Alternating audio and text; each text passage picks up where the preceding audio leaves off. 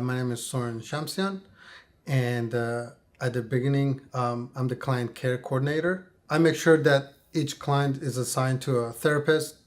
I make sure that the client gets appropriate individual sessions, group hours, based on their level of care that their insurances are offering them. Troubleshoot if there's issues between the client and the therapist. They want to see another therapist.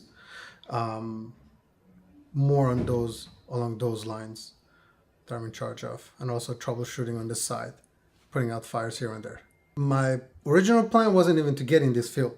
My original plan was to be working with predominantly with children and families.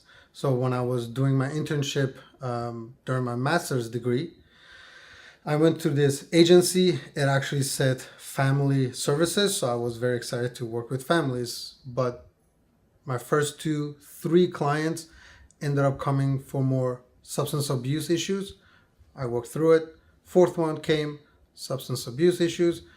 I went to my supervisor and I asked, like, when am I going to see children and family? Because that's what I want to work at, but I'm only seeing people who have substance abuse problems. And my supervisor informed me that the place that you came is going to be all substance abuse. You're not going to be working with children or family. So it was a shock. I stuck through it, did a year and a half of that, and I found my passion in it, and I haven't looked back since.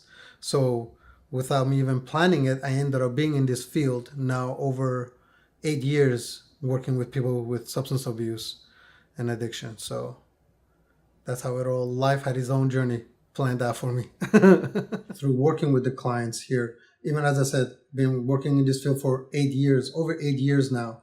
And how I've learned from them is how a human being can overcome any obstacle if they choose to. Because the clients that we work with, in my opinion, they have gone to the most darkest point of any human's life.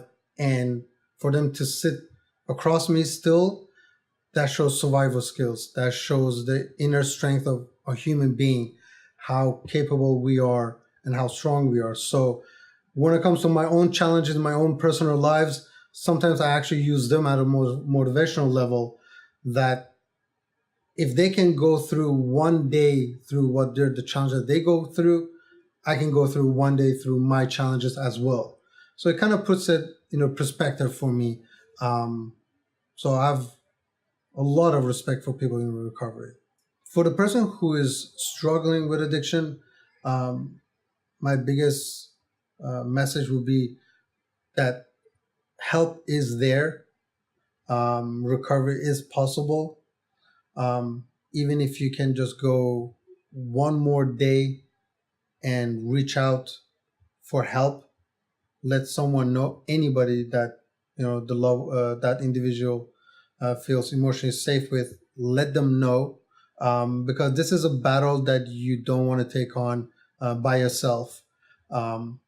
Whenever a person goes head to head with addiction by themselves, 9 out of 10 times, to be generous, they get knocked out. So definitely don't do this by yourself.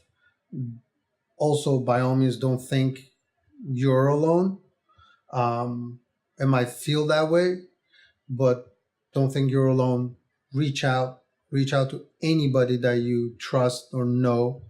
And for the loved ones who have someone who's in addiction, definitely get your own support as well.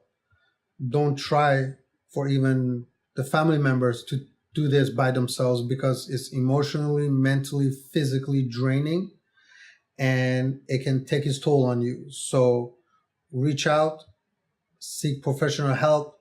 There's a lot in the communities in these days. Even just one simple Google search, you find a lot online support systems.